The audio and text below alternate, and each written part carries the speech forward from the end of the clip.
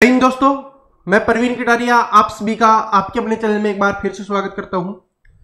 दोस्तों, आपके RPF constable और एसआई के लिए हम नंबर सिस्टम संख्या पद्धति पढ़ रहे थे और उसमें आज हमारी क्लास नंबर 2 होने वाली है और बड़े ही बेहतरीन तरीके से हम सीखते हुए चल रहे हैं।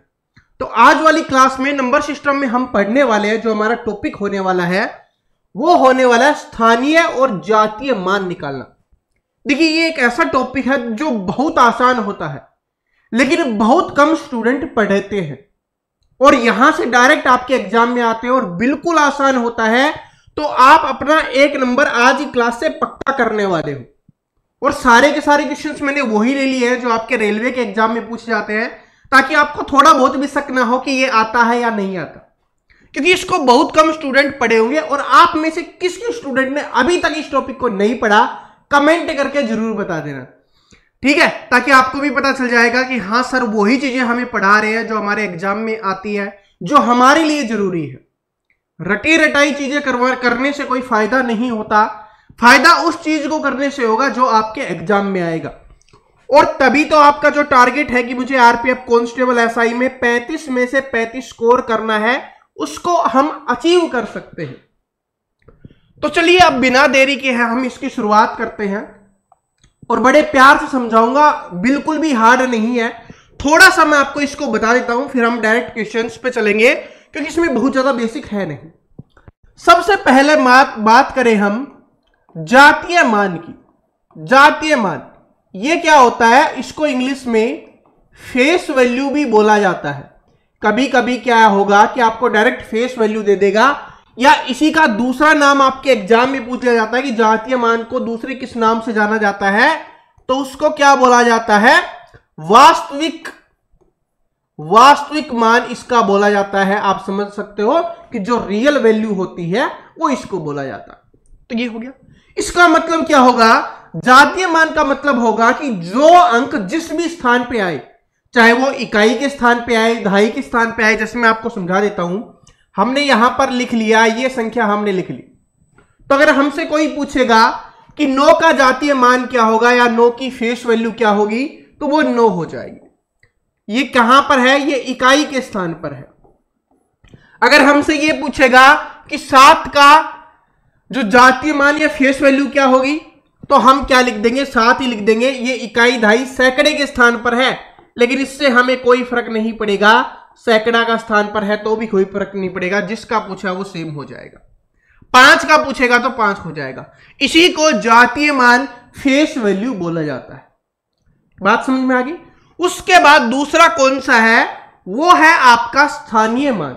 जैसे इसके नाम से ही पता चल रहा है, क्या है दूसरा, वो है आपका स्थानीय मान, जिसको क्या बोला जाएगा, जिसको इंग्लिश में प्लेस वैल्यू भी बोला जाता है। प्लेस वैल्यू, बात समझ में आ गई।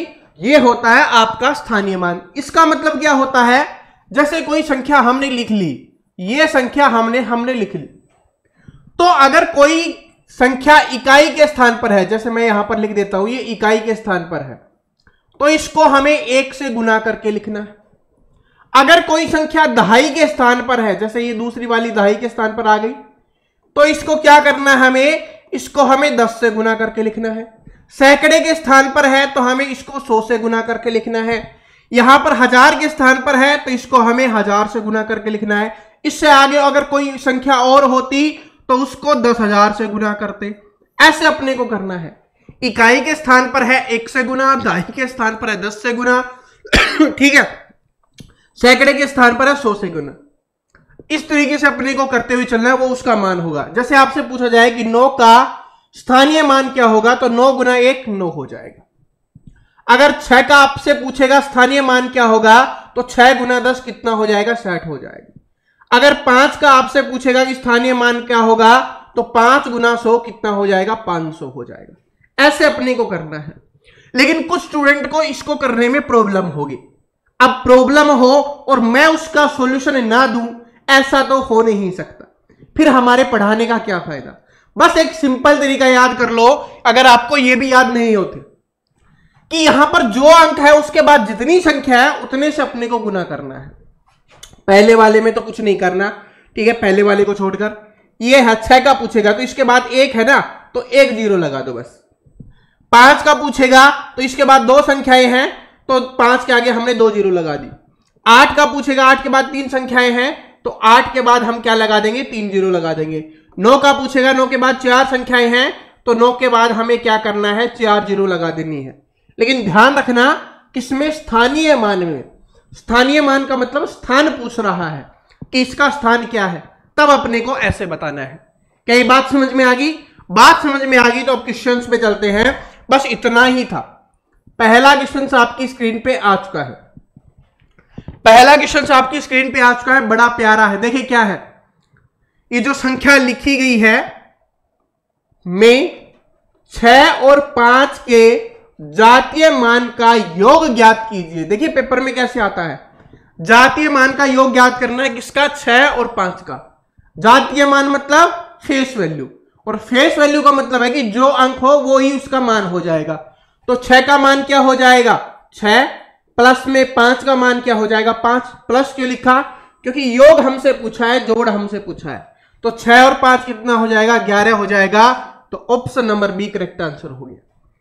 बताओ, छोटी सी बात जो मैंने आपको समझाई वो समझ में आ गई तो कितना आसान हो गया क्वेश्चन आपको सोल्व करना। बात समझ में आ गई ना। जातीय मान पूछा या आपसे इसका फेस वैल्यू आपसे पूछा है, वास्तविक मान आपसे पूछा है, तब हमें कैसे करना है कि जो भी अंक दिया हुआ हो वही होगा सेम, कुछ भी देखने की आवश्यकता नहीं है, सेम वही आपका हो जाएगा। तो 6 का जातीय मान 6, 5 का जातीय मान 5, दोनों को जोड़ा 11 आपका आंसर हो गया। ऐसे करना है। चलो दूसरे क्वेश्चन पे चलते हैं। दूसरा क्वेश्चन क्या है कि ये जो संख्या लिखी गई है में 9 के स्थानीय मानों का योग ज्ञात कीजिए। 9 का अकेले का स्थानीय मान नहीं पूछा, 9 यहां पर 2 बार आया है, देखो 1 बार और 2 बार।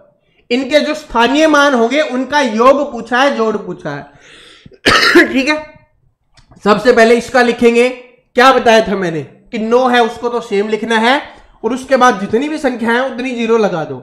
4 संख्याएं हैं तो इसका मतलब क्या हो जाएगी, 4 0 हो जाएगी। 9 के बाद कितनी संख्याएं हैं भाई, 4 संख्याएं हैं, 4 0 हो गई। इधर फिर 9 का देखेंगे तो 9 हम लिख देते हैं। उसके बाद कितनी संख्याएं हैं, 2 संख्याएं हैं तो 2 संख्याएं हम लिख देंगे। अब हमसे योग पूछा है तो जोड़ कर देंगे, 0 0 9 0 9, तो 90,900 आपका आंसर हो जाएगा, जो आपका ऑप्शन नंबर डी में दिया गया है। गलती बिल्कुल भी नहीं करनी, बड़े आराम से लिखना है। पहले 9 लिखा, फिर 9 के बाद 4 संख्याएं हैं तो 4 0, फिर 9 लिखा, उसके बाद 2 संख्याएं हैं तो 2 0, फिर जोड़ना था क्योंकि योग हमसे पूछा है।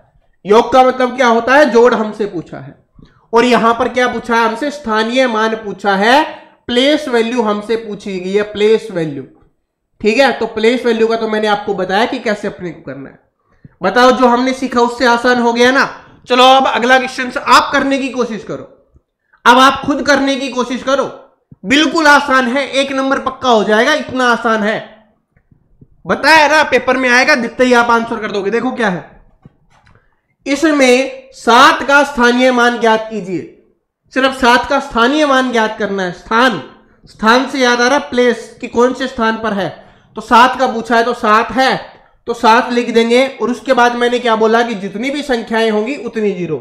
4 संख्याएं हैं तो बस हमें 4 0 लगाना है, कितना हो जाएगा, 70,000 हो जाएगा। तो ऑप्शन नंबर ए क्या हो गया आपके लिए यहां पर बिल्कुल करेक्ट आंसर हो गया। समझ में आ गया? ठीक है, और समझ में ही नहीं, मुझे आशा है आप सभी इसका आंसर भी कर रहे होंगे। इसी क्लास में आपकी प्रैक्टिस भी हो जाएगी, आपको एक्स्ट्रा कोई प्रैक्टिस भी करने की आवश्यकता नहीं है। बस इस क्लास को पूरी जरूर देख लेना, इसमें थोड़े डिफरेंट क्वेश्चंस आएंगे, वो भी आपको दिख जाएंगे। ऑप्शंस में बदल दिया जाता है, वो आपको आगे देखने के लिए मिलेंगे, वो आपको समझाऊंगा। देखो क्या है, इसमें पूछा है 9 और 3 के जातीय मानों का अंतर ज्ञात कीजिए। अब तक हमसे योग पूछ रहा था, अब हमसे इसका अंतर पूछ रहा है। किसका पूछा है, जातीय मान का, फेस वैल्यू का, तो सेम रहने वाला है। तो 9 का क्या हो जाएगा, 9, अंतर पूछा है तो माइनस कर देंगे, 3 का 3 हो जाएगा, 9 में से 3 गया 6 आ जाएगा। तो 6 आपका यहां पर क्या हो गया, करेक्ट आंसर हो गया। ऐसे बिल्कुल आराम से आंसर कर दोगे। जब अंतर पूछा हो तो अंतर निकाल देंगे, योग पूछा हो तो योग निकाल देंगे, सिर्फ अकेला पूछा हो तो अकेला निकाल देंगे। ये देखिए इस बार दोनों आ गया। इसमें क्या है, ये लिखा गया है 6 के स्थानीय मान और जातीय मान के बीच अंतर ज्ञात कीजिए। स्थानीय मान भी पूछा है और जातीय मान भी पूछा है, फिर उनका अंतर अपने को निकालना है। तो सबसे पहले 6 का स्थानीय मान निकालो, प्लेस वैल्यू निकालो। तो 6 का है, 6 यहां पर है तो 6 लिखेंगे। उसके बाद कितने संख्याएं हैं, 3 है, तो 3 जीरो हमें लगा देनी है। अंतर निकालना है तो माइनस करेंगे। जातीय मान निकालो, तो 6 का जातीय मान क्या होगा, 6 ही रहेगा, तो इसमें 6 कर दो। तो इसमें से 6 माइनस करेंगे तो क्या हो जाएगा, 5994 हो जाएगा। ये आपका आंसर हो गया, ऑप्शन नंबर 1 करेक्ट आंसर हो गया। 6 जोड़ते ही 6000 हो जाएगा। ऐसे अपने को करना है, ठीक है। तो अगर स्थानीय मान पूछा है, पहले स्थानीय मान निकाला, जातीय मान निकाला, अंतर पूछा था तो हमने माइनस कर दिया, हमारा आंसर है, आराम से निकल के आ गया। बताओ किसी को कोई प्रॉब्लम नहीं हो रही ना? नहीं हो रही तो ये वाला देखो, ये वाला देखो, ऑप्शन चेंज हो गए। अब आपको लगने लग गया कि इसको कैसे करना है, बिल्कुल आसान बना देंगे, इसके लिए भी टेंशन नहीं लेनी, ठीक है। अब ये 10 की पावर 5, 10 की पावर 7, 10 की पावर 6, 10 की पावर 4 क्या होती है, इसके बारे में अभी जानेंगे। पहले ये देखो, इसमें लिखा हुआ है ये संख्या हमारी में 5 का स्थानीय मान ज्ञात कीजिए। 5 का स्थानीय मान, 5 देखो कहां पर है, स्टार्टिंग में ही 5 है, तो हम यहां पर हमने क्या लिख दिया, 5 लिख दिया। उसके बाद क्या बोला था कि जितनी संख्याएं होंगी उतनी जीरो, 1 2 3 4 5 6 7, 7 जीरो हमें लगा देनी है, 3 4 5 6 7। अगर ऐसा होता तो डायरेक्ट हम लिख देते आंसर, लेकिन ऐसा नहीं दिया हुआ, 5 गुना में लिखा गया है, तो इसका मतलब 5 को तो अलग कर दिया गया है। उसके बाद कितनी पावर होंगी, तो देख लो, जितनी जीरो होंगी उतनी ही तो पावर होंगी। 7 जीरो है तो 7, 10 की पावर 7। इसका मतलब क्या होता है, 10 की पावर 7 का मतलब क्या है कि 10 गुना 10 गुना 10, इसको 7 बार लिखा गया है, 4 बार हो गया, 5 बार, 6 बार और 7। इसका मतलब ये होगा, ठीक है। और इसको गुना करोगे तो 7 जीरो ही आने वाली है, ठीक है। तो ऐसे होगा कि जितनी भी जीरो होंगी उतनी ही 10 की पावर आपको कर देनी है, आपका आंसर हो जाएगा 5 गुना पहला अंक और उसके गुना में ये, ठीक है जी। पहला जो अंक होगा वो तो हमें लिखना ही है, फिर उसके गुना में अपने को ये ऐसे लिख देना है। बात समझ में आ गई? कोई दिक्कत, किसी को कोई भी दिक्कत नहीं है ना? ओके, ऐसे अपने को करना है, बड़े प्यार से, कोई भी टेंशन लिए बिना आराम से कर लोगे। मुझे पता था आप इसमें ही कोई स्टूडेंट कंफ्यूज हो सकता था, अब इसमें भी कंफ्यूज नहीं होगा। स्थानीय मान पूछेगा, जो अंक है वो, उसके बाद जितनी भी संख्याएं हैं उतनी जीरो लगा देनी है। फिर हमसे पूछेगा तो पहला अंक गुना में जितनी जीरो है 10 की पावर उतनी ही कर दो, आपका आंसर निकल जाएगा। अब ये वाला क्वेश्चन देखिए, ये वाला क्वेश्चन क्या है कि संख्या आपकी लिखी गई है कि स्थानीय मान और जातीय मान के बीच में अंतर कितना है, ये अपने को बताना है। स्थानीय मान और जातीय मान, 3 का पहले स्थानीय मान निकालो, 3 ये है तो 3 हम लिखेंगे। उसके बाद कितनी संख्याएं हैं, 3 है तो 3 जीरो हो जाएंगे। उसके बाद जातीय मान है वो तो 3 ही होगा, तो इसमें से माइनस कर दो, आपका आंसर आ जाएगा। तो ये हो जाएगा 2997 हो जाएगा। तो ये आपका आंसर हो गया, ऑप्शन नंबर सी क्या हो जाएगा, करेक्ट आंसर हो जाएगा। अब इसी में मैं आपसे एक क्वेश्चन पूछता हूं, ठीक है, उसका आंसर आपको कमेंट करके बताना है। आपको बताना है इसमें 7 का, इसमें क्या बताना है, मैं यहां पर लिख देता हूं आपको, 7 का स्थानीय मान, 7 का स्थानीय मान क्या होगा, ये अपने को बताना है, या जिसको आप प्लेस वैल्यू भी बोल सकते हो। इसका प्लेस वैल्यू क्या होगी, ये सभी स्टूडेंट कमेंट करके बताएंगे, ताकि मुझे पता चले कि यहां तक जिसने देखा है उसको सब कुछ समझ में आ गया, ठीक है, उसको सब कुछ समझ में आ गया। तो कमेंट करके बता देना। बिल्कुल आसान टॉपिक था, बिल्कुल छोटा सा टॉपिक था। अब ये वीडियो कैसा लगा, क्या सभी को समझ में आ गया, कमेंट करके जरूर बता देना।